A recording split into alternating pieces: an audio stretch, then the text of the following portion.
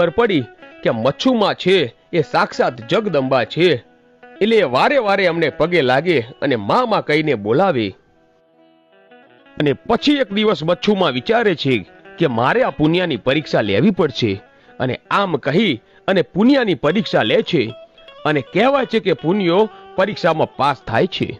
અને પછી મચ્છુમાં પ્રગટ થઈને કહે છે કે હે પુણ્યા, હું જ તારી પરીક્ષા કરતી હતી અને તું પરીક્ષામાં પાસ થયો છે.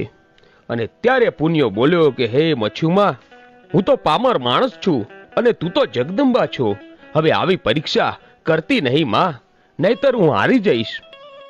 અને પછી મચ્છુમાં અદૃશ્ય થઈ જાય છે. પછી તો કહેવાય છે કે સમય જાય છે અને પુણ્યને મચ્છુમાની ભક્તિનો રંગ લાગ્યો અને આખો દિવસ મચ્છુમાની ભક્તિ કરે છે.